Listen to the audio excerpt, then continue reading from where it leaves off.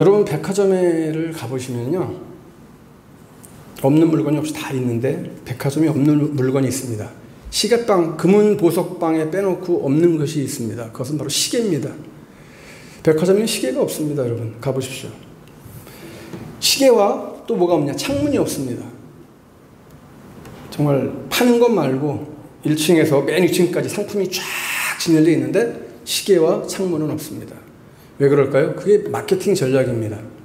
사람들이 백화점에 들어와서 물건에만 집중하게 만드는 겁니다. 시계를 못 보게 하는 겁니다. 창문으로 밖을 못 보게 하는 겁니다. 그래서 모든 물건만 눈에 보이게 하는 겁니다. 말하자면 한눈을 팔지 못하게 하는 겁니다. 여러분 쇼핑하러 왔으면 쇼핑만 하고 뭔가 물건을 좀 좋은 거 사서 가라라고 하는 게 마케팅 전략이에요. 그래서 우리가 자연히 우리도 마찬가지로 일을 하면서 우리가 멀티플레이어라고 하는 말을 많이 하는데, 제가 보니까 저 자신도 젊었을 때는 멀티플레이가 좀 이렇게 돼요. 한꺼번에 2가지, 3가지 일을 막 하는 게 그래도 잘 됐는데, 이제는 나이가 좀 먹으면서 이게 좀 신경도 조금 무뎌지고 그러면서 멀티플레이가 이제 잘 안 되기 시작합니다.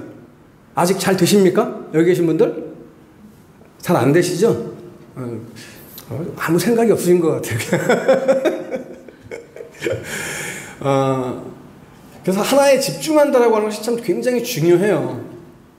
성경에 보면은 집중하지 못해서 정말 아주 난감한 일을 당한 사람이 우리가 신약 성경에 보면 나오게 되는데, 이게 마리아와 요셉이 이제 나오죠. 예수님이 어린 시절에 예루살렘 성전에 가서 집으로 돌아올 때 그 이야기 여러분 잘 아시잖아요. 이 요셉과 마리아의 그 모습 속에서 오늘 이 시대를 살아가고 있는 우리들의 자화상이 그 안에 담겨 있지 않는가라고 생각을 해봅니다. 여러분 요셉과 마리아가 집으로 돌아오면서 얼마나 많은 이야기들을 했는지, 무슨 얘기를 했는지 모르겠지만 아무튼지 둘이서 신나게 얘기를 하고 있다가 한참 있다가 갑자기 예수 생각이 나가지고 딱 보니까 예수가 없어요. 아들이 없어요. 그죠? 아들도 잃어버리고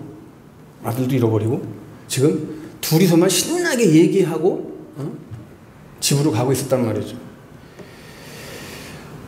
이것이 오늘날 우리 많은 그리스도인들의 자화상이 아닌가라고 생각할 때 왜 그러느냐? 정말 정신없이 한 주간 동안 막 살아가다가, 그래서 오늘 나오신 분들은 지난번에 우리 목사님도 말씀하셨지만은 수요일날 나오시는 분들은 정말 좀 약간 세신 분들이고, 금요일날 기도에 철학 기도 나오신 분들은 독하신 분들이라고 하는 얘기도 했지만, 오늘 수요일날 나오신 분들은 정말 좀 독하시고 세신 분들이기 때문에 그런 걱정은 별로 안 하겠습니다만, 제가 많은 사람들이 한 주간 동안 세상 속에서 신앙도 잃어버리고 예수도 잃어버리고 다 교회도 잃어버리고 그냥 세상에 푹 빠져서 젖어서 살다가 주일날 이렇게 막 힘겹게 교회 옵니다. 그렇게 와주 참 감사하고 다행인 것이죠. 세상 쫓아 살아가다가 잃어버린 예수님 찾아서 주일날 교회 오는, 천부의 의지 없어서 주여 내가 오늘도 주님 앞에 갑니다라고 오는 그 자체는 전부 대단한 결단입니다. 특히 요즘 같은 시대는 그렇습니다. 여러분 오늘 왜 우리가 살아가는 이 세상이 왜 이렇게 복잡하게 됐을까? 뭐가 이렇게 복잡해서 우리들의 삶조차도 복잡하게 만들까? 왜 이렇게 컴플렉스하게 만들까? 여러분 생각해 보십시오. 왜 그럴까요? 오늘 성경 본문 말씀은 우리들에게 분명히 그것을 제시하고 있습니다. 왜 그런지를. 내가 깨달은 것은 오직 이것이라. 곧 하나님은 사람을 정직하게 지으셨으나 사람이 많은 꾀들을 낸 것이다 그랬습니다. 여러분 보세요. 여기 많은 꾀라고 하는 말을 여러분 잘 집중해서 보시기 바랍니다. 히브리어 원문에 보면 이 많은 꾀, 이게 하사본이라고 하는 말로 나와 있어요. 여러분 하사본이 뭡니까? 이게 많이 생각하고 고민하고 많이 연구한 끝에 만들어낸 고안이나 방책, 그게 하사본이에요. 그렇기 때문에 많이 생각하고 많이 고민하고 그렇게 생각해서 만들어낸 거면 굉장히 참 좋은 것이고 유익하겠다, 당연히 그렇게 생각할 수도 있겠죠. 그런데 그게 아니란 말이죠. 성경은 그게 아니라고 하는 겁니다. 하나님은 그게 아니라고 하는 겁니다. 이 말은 부정적인 의미를 가지고 있어요. 많이 생각하고 고민하고 머리를 그냥 굴려서 고안을 해냈는데, 방책을 만들어냈는데 그 결과가 뭐냐? 아름답지 못하다라고 하는 겁니다. 아름답지 못하다는 얘기. 여러분, 그러니까 이게 뭐예요? 우리가 성경으로 딱 들어가서 영적인 그런 측면에서 말씀을 드리면, 타락하고 부패한 세상이, 타락하고 부패한 인간들이 오래 생각하고 자기 고민을 가지고 자기 꾀를 내가지고 만든 그 방법이, 그 연구했다고 하는 것이 선한 것이 나올 수가 없다라고 하는 얘기를 성경은 하고 있는 겁니다. 좀 미안하지만. 어떤 분 말을 들으니까 직원 중에서 정말 똑똑하고 신실하고 그런 사람이 있어서 특별히 그 사람을 사랑하고 배려를 많이 해주고 많이 교육을 시켜주고 이렇게 했는데, 그래서 중요한 직책까지 올려줬는데 아예 회사를 빼서 도망갔다는 얘기죠. 기술을 유출해서 나간다는 얘기죠. 그러면서 큰 상처를 받았다라고 하는 얘기를 여러분 많이 듣지 않습니까? 우리가 또 국가 기밀을 막 빼내가는 그런 사람들이 있잖아요. 해외에다 팔아버리는 그런 나쁜 인간들도 있잖아요. 어떻게 하면 나에게 이익이 될까? 여기 현대인들의 관심사는 이거예요, 여러분. 어떻게 하면 나에게 이익이 될까? 어떻게 하면 나에게 득이 될까? 어떻게 하면 내가 뭔가 움켜잡을까? 어떻게 하면 내 거로 만들까? 이 관심이 현대인들의 관심 아닙니까, 여러분? 우리 교회도 마찬가지죠. 목사들도 마찬가지잖아요, 사실은 목회하면서. 어떻게 하면 우리 교회, 저 교회보다. 그래서 목사들끼리 저 교회랑 경쟁 상대가 돼서 저 교회가 잘 되면 막 배가 아파 죽으려고 그러고, 그죠? 이런 모습들이 있었잖아요. 저도 있었거든요, 사실은. 그러니까 저보다 목회를 크게 하는 이런 친구들을 만나고 싶지가 않았단 말이죠, 옛날에는. 지금은 그런 거 따지지 않습니다만, 지금은 내가 가장 큰 목회를 하고 있다고 저는 생각을 하기 때문에 저는 자신만만하게 누구든지 가서 만납니다. 뭐 500명을 목회하는 친구든지 1000명을 목회하는 친구든지 3000을 목회하는 친구든지 가서 저는 떳떳하게 코어십에, 이 로봇 코어십에 자랑을 하고 있습니다. 그 자랑이 뭐겠습니까? 바로 내가 이 안에서 사명을 회복하고 참된 목회의 본질을 깨달았기 때문에, 단순한 진리를 깨달았기 때문에. 정말 복잡한 인생이 되어버렸다는 얘기죠, 지금 살아가는 세상이. 여러분, 근데 이 꾀, 지금 전도서에서 말씀하고 있는 이 꾀는 우리가 창세기 3장 1절에 가서 보면은 여호와 하나님의 지으신 들짐승 중에 가장 간교한 동물이 뭐라고요? 뱀이라고 했죠. 뱀이 가장 간교하다고 그랬어요, 여러분. 이 창세기 3장 1절에 나오는 뱀이 간교하다고 할 때, 간교하다, 이 말은 바로 교활하다라고 하는 뜻 아닙니까?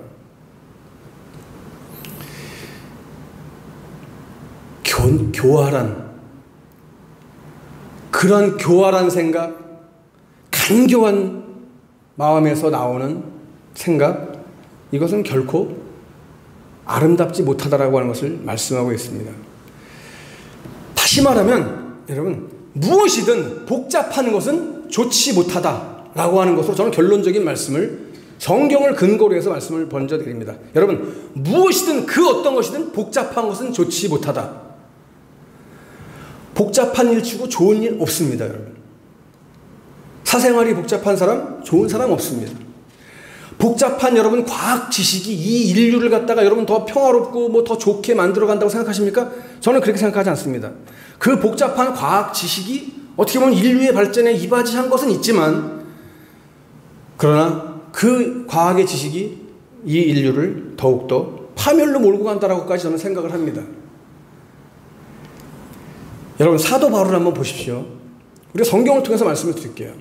사도 바울이 아테네에 가서 전도를 할 때 여러분 어떻게 했습니까? 야, 사도 바울은 여러분 잘 아시듯이 사도 바울은 아테네에 가서 전도할 때 굉장한 포부가 있었을 거고요. 뭔가 설레는 마음이 있었을 것이고 아주 기분이 굉장히 들떠 있었을 겁니다. 왜?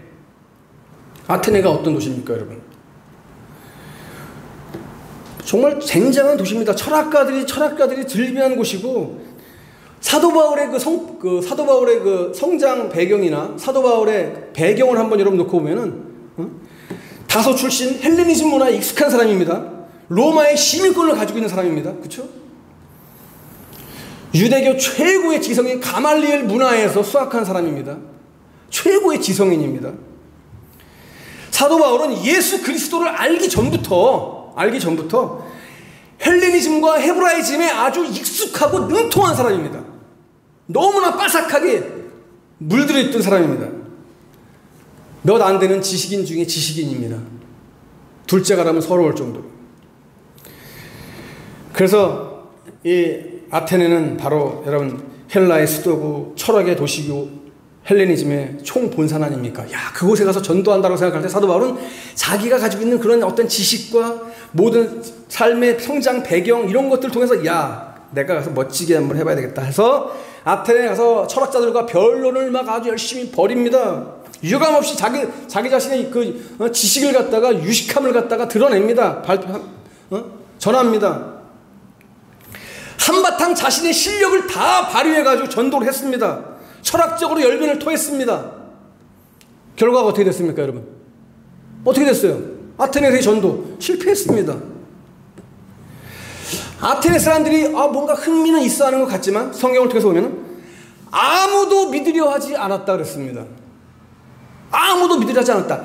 자기가 가진 지식, 머리를 다 잔꾀를 내가지고 자신의 모든 성장 배경, 잘난 거 다 동원해서 했는데 사람들이 믿지를 않았다 그랬어요.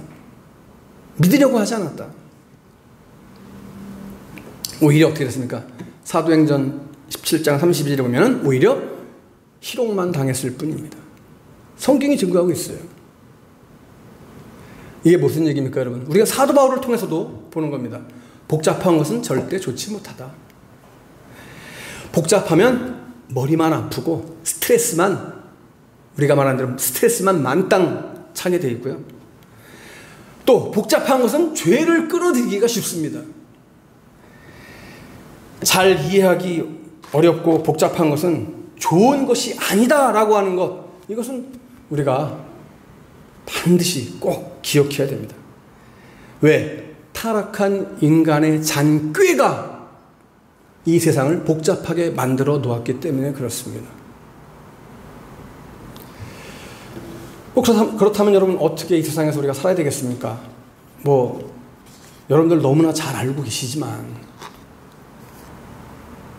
저 자신이 마지막 남은 삶을 사역의 이런 모습, 내가 살아가야 될 앞으로의 모습이 이랬으면 좋겠다, 또 이래야 되겠다라고 결단하는 그런 말씀이기 때문에 오늘 여러분들에게도 함께 나누고 싶어서 전하는 겁니다. 한마디로 말하면 단순하게 살아야겠다. 오늘 이 본문 말씀, 우리가 함께 읽은 말씀은요, 복잡한 이 세상에서 그리스도인으로서 좀 올바르게 살아갈 수 있는 비결을 제시해주고 있는 정말 중요한 말씀입니다. 그 비결이 뭐냐? 이 세상을 올바르게 살아갈 수 있는 비결은 바로 단순성을 회복하는 것이다 라고 하는 겁니다. 여러분, 오늘 본문에 하나님께서 이 사람을 정직하게 지으셨다라고 했죠. 정직하게 지으셨다. 여러분, 정직하다. 오늘 본문에 나온 정직하다. 저는 히브리어를 잘 모릅니다. 그렇지만 사전을 찾아보면 그 언어 뜻이 나옵니다. 헬라어는 조금 알겠는데 히브리어는 잘 모르겠더라고요. 잘 안 되더라고요, 히브리어는. 그래서 저는 신학교 다닐 때도 헬라어는 시험 보면 그래도 하긴 히브리어는 이게 해도 어렵더라고요. 쓰는 것 자체도 어려워요. 이렇게 막 그냥 상형 문자 같고 그래가지고. 목사님 히브리어 잘하십니까? 어떻게? 윤 목사님 히브리어 어떻게? 잘하셨어요? 목사님 잘하셨을 것 같아요. 그냥 잘하셨을 것 같아요. 말씀 안 하시는 거 보니까 잘하신 것 같아요. 안나기 목사님, 나에게 안 물어봤다고 다행이다라고 지금 생각합니다. 이 정직하다라고 하는 것이 이제 히브리어 원문에 보니까 아스와르예요. 아스와르는 야스와르인데 이게 뜻이 뭔가 봤더니 똑바로 서다라고 하는 뜻을 가지고 있더라고요. 정직하다라고 하는 게 그 야스와르가 뜻이 똑바로 서다 이런 뜻을 가지고 있어요. 그래서 여러분 히브리어로 어떤 사람을 저 사람 참 야사르하다 라고 할 때 그거 뭐냐면 그것은 저 사람은 하나님 앞에 정직하게 똑바로 서 있다 라고 하는 이야기입니다. 하나님 앞에, 사람들 앞에 숨김없는 모습, 언제나 변함없는 모습으로 깨끗하게 정직하게 서 있다. 이것이 여러분 야사르예요. 그러니까 이런 사람은 어떤 사람입니까? 하나님 사랑하는 거, 그리고 이웃을 사랑하는 거. 하나님 사랑, 이웃 사랑, 이거밖에 모르는 거예요. 이 생각 두 가지에 그냥 집중되어 있는 거예요. 하나님 사랑, 이웃 사랑. 그러니까 어떻게 해요? 사는 태도가 단순한 거예요. 생활이 단순한 거예요. 복잡하게 살 이유가 없어요. 그냥 단순하게 사랑만 하면서 삽니다. 그러니까 정직하게 지으셨다. 오늘 말씀에 정직하게 지으셨다라고 하는 것은 다른 말로 바꿔서 말씀드리면 하나님은 사람을 단순하게 만드셨다라고 하는 말씀입니다. 하나님은 사람을 정말 단순하게 만드셨는데 우리 사람이 자꾸만 복잡하게 만드는 거예요. 그러니까는 우리 어떤 목사님이 말씀하신 것처럼 닥치고 순종하면 되는 거예요. 단순하게. 닥치고 아멘 하면 되는 거예요. 닥치고 그냥 따라가면 되는 거예요. 그러면 되는데 그걸 못하는 거죠. 그래서 누군가가 나에게 호의를 베푸면 저 사람 나한테 지금 뭔가 아주 꿍꿍이 속이 있는 거 아니야? 왜 나한테 잘해주지? 잘해주면 아유 감사합니다. 단순한 사람은 어떻게 해요? 아유 감사합니다. 나도 베풀며 살아야 되겠다. 그래 정말 감사하다. 이 생각인데 복잡한 사람은 어떻게 해요? 저거 이상해. 나한테 잘해주는 게 뭔가 있어. 저거 꿍꿍이 속이 있어. 잘못됐다는 얘기죠. 복잡한 인간이 되어가고 있다는 거예요. 이 세상은. 그래서 신학자 토마스 켈리는 단순하게 산다는 것에 대해서 뭐라고 얘기했냐면 거룩한 중심을 가지고 살아가는 것이 바로 단순하게 사는 것이다라고 얘기를 했어요. 거룩한 중심을 가지고 살아가는 것이다. 단순한 삶은 거룩한 중심. 그렇죠. 하나님만 아는 거. 하나님 사랑만 하는 거. 이웃 사랑만 하는 거. 제가 여러분들 드린 시집에 항상 뭐 그런 말로 사랑 하나로 충분합니다라고 하는 말로 써서 드리잖아요. 그래요. 사랑 하나로 충분한 거예요. 하나님 사랑으로 충분한 거예요. 거기에 하나님 사랑으로 이웃 사랑, 그거 충분한 거예요. 사랑 하나로 충분한 거예요. 그런데 이것으로 충분하지 못한 사람이 너무 많아지고 있다는 말이죠. 복잡해지고 있어요. 사도 바울이 그랬던 거예요. 아테네에서요.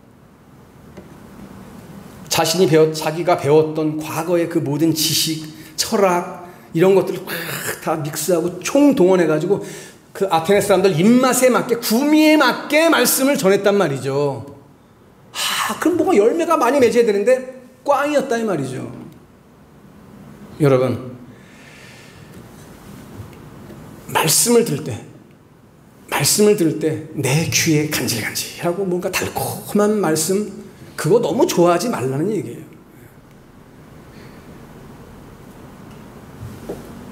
그래서 물론 요즘 시대는 또 강단에서 총 나가라 칼 나가라 설교만 해도 참 목회가 안 되지만, 그러나 말씀의 본질은 우리가 잊지 말아야 되겠다라고 하는 거.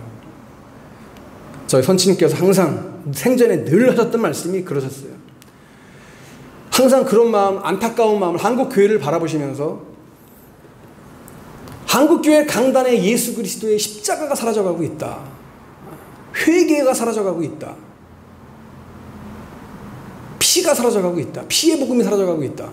이런 말씀을 항상 하셨어요.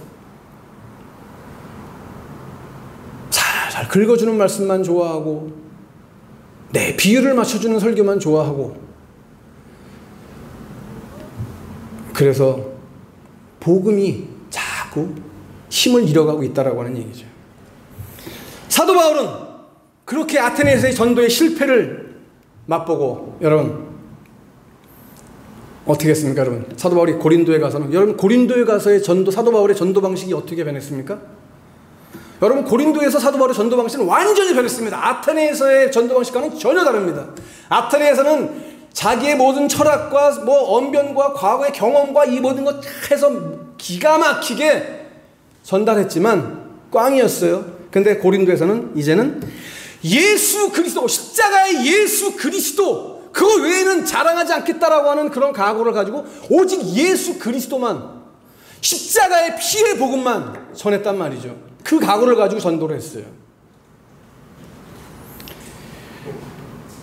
그래서 하나님의 역사가 일어나는 겁니다. 꼭 전도뿐만이 아닙니다, 여러분. 이것은 우리들의 삶 가운데, 우리의 실제적인 생활 속에서도 마찬가지입니다. 예수 그리스도가 내 삶의 중심이 되어지는, 예수 그리스도의 그 말씀이, 하나님의 말씀이 내 삶의 중심이 되어지는 정말 단순한 그 원리를 우리가 간직한다면은 우리는 정말 멋진 삶을 살게 될 텐데, 그 순간의 힘듦과 순간의 어려움과 순간의 그 무거움 때문에 그 좋은 것을 포기해버리는 인생들이 많다 이 말이죠. 예수님께서 마태복음 6장 33절에서 너희는 먼저 그 나라의 그 의를 구하라, 그러면 이 모든 것을 더해 주시겠다라고 하는 말씀을 주셨는데, 그 말씀을 듣긴 듣는데 먼저 라고 하는 말에 탁 벌써 딴지가 걸리는 겁니다. 이거 먼저 해야 되는데 하나님이 이거 먼저 하시라고 하네, 주님은. 그죠? 근데 저는 이 말씀 속에서 먼저라고 하는 말도 굉장히 중요한 말입니다만은, 구하라라고 하는, 너희는 먼저 그 나라와 그의 의를 구하라라고 하는 말씀에 저는 좀 집중해 봅니다. 구하라. 명령형입니다, 여러분. 구하라고 하는 말은 다른 말로 하면 찾으라라고 하는 말로 대체할 수 있습니다. 찾아라. 어떤 상황 가운데서도 하나님의 뜻을, 하나님의 의를 찾아라. 이것이 바로 구하는 의미입니다. 사업을 하든 공부를 하든 무엇을 하든, 우리의 목회도 마찬가지입니다. 하나님의 의를 찾는 노력이 우리에게 항상 있어야 되겠다라고 하는 얘기입니다. 사람들은 많은 걸 가지면 근심을 안 하고 살아갈 수 있다라고 생각을 하는 것 같은데, 여러분, 성경은 그것이 아니다라고 분명히 우리에게 말씀하고 있는 겁니다. 그렇기 때문에 우리는 소유에 대한 바른 생각을 세우는 것도 정말 중요합니다, 여러분. 소유에 대한 중심을 바로 세우게 되면은 소유로부터 자유로워집니다. 소유에 대한 개념을 여러분 좀 단순하게 한번 정리할 수 있는 삶이 됐으면 좋겠습니다. 그게 뭡니까, 여러분? 우리는 내가 지금 가지고 있는 모든 것이 내 것이 아니라 하나님께서 나에게 주시는 선물이라고 하는 의미로 받아들이면 단순해집니다. 하나님의 선물이다. 내 가족도, 내 재산도, 내 건강도 모두가 다 하나님의 선물이다. 나는 이 세상에 올 때 빈손으로 왔다. 그리고 빈손으로 갈 거다. 단지 이 세상을 살아가는 동안에 하나님께서 나에게 잠시 맡겨주신 것을 쓰다가 가는 것뿐이다라고 하는 소유의 개념. 이렇게 생각하면 여러분 마음이 편해집니다. 내 소유를 하나님이 기뻐하시는 일을 위해서 얼마든지 사용할 수 있는 사람이 됩니다. 여러분, 내 것도 아닌데 나만을 위해서 쓰려고 하는 거, 이거는 너무나 큰 죄악입니다. 그게 바로 오늘 성경에서 말씀하고 있는 꾀입니다. 꾀. 오늘 성경이 제시하고 있는 꾀라고 하는 말씀이 바로 그겁니다. 그렇게 하니까, 꾀를 자꾸 인간들이 꾀를 내니까 세상이 자꾸 복잡해지고 어지러워지는 거예요. 단순하게 살아야 합니다. 복잡하게 사는 것은 절대 하나님의 뜻이 아닙니다, 여러분. 단순하게 살아야 됩니다. 여러분, 정치하는 사람들 얼마나 똑똑합니까? 그런데 여러분,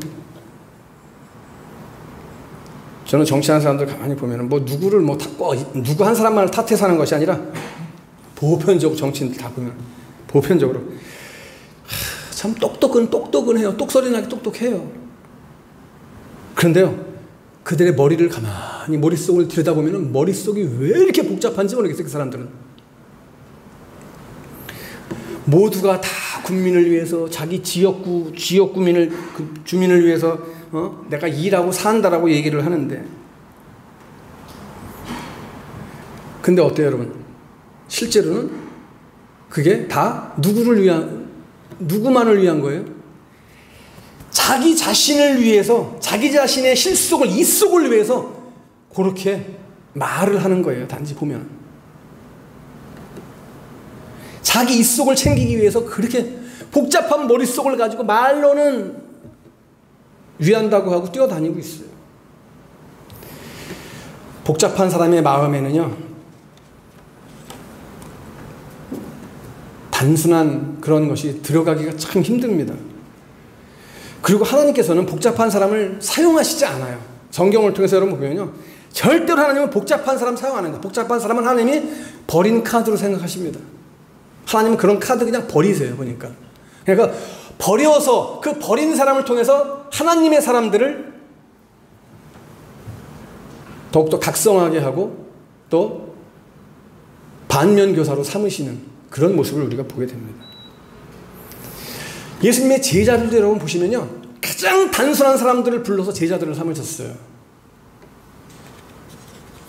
당대의 지식인들이나 서기관이나 바리새인들을 불러서 제자 삼으시지 않으셨어요. 만약 그런 사람들이 예수님의 제자가 되었다면, 예수 그리스도의 복음이 제대로 전해질 수 있었을까? 복음이 아마 심하게 변질되지 않았을까라고 생각을 해봅니다. 물론 예수 그리스도 안에서 변화되어지면 달라지겠지만, 제 생각이 만약에 그들의 자아가 깨어지지 않고 그대로 제자라고 하는 이름만 가지고 살아갔다면 아마 그렇게 됐을 것 같아요. 그래서 그나마 제자 중에 머리 좀 굴린다고 하는 제자가 가룟 유다 아닙니까? 그런데 그 머리로 예수님은 어쨌든 은 30에 팔아넘기잖아요. 모세가 젊었을 때 자신이 가지고 있는 그 힘과 지혜를 가지고 이스라엘 백성들을 구원할 계획과 프로젝트를 딱 세웠는데 그게 완전 한순간에 싹 어그러지지 않습니까? 40년 동안 하나님께서 광야에서 굴리시잖아요. 복잡하게 뭔가 복잡한 생각을 가지고 뭔가 해보겠다라고 할 때 하나님은 어떻게 40년 동안 광야에서 굴리셨어요. 모세를. 저는 굴렸다고 보는 거예요. 그걸 굴렸어요. 연단을 시키신 거죠. 좀 단순해져라. 넌 좀 단순해져야겠다. 단순해지는 훈련을 시키는 거예요. 광야는 바로 단순해지는 곳이 광야입니다. 여러분, 단순한 것이 좋습니다. 지금까지 단순하게 살아오셨지요? 앞으로도 단순하게 사십시다. 말씀을 받을 때도, 우리가 말씀을 전할 때도 내 생각 그거 빼놓고 하나님께서 나에게 원하시는 이게 뜻이다, 내가 전해야 될 하나님의 뜻이다, 이것만 생각하고 전하고 받으면 볼 거 없습니다. 사람의 꾀로 인해서 세상이 복잡해지고 있습니다. 우리는 더 이상 이 복잡한 세상을 방치해서는 안 됩니다. 우리가 가지고 있는 아직도 나에게 꾀가 있다면 그 꾀를 다 버리고 가장 단순한 모습으로 주님 앞에 설 수 있는 주님, 오직 주님뿐입니다. 오직 주님뿐입니다. 오직 말씀뿐입니다. 고백하고 나아갈 수 있는 저와 여러분 다 될 수 있기를 주님의 이름으로 간절히 축복합니다.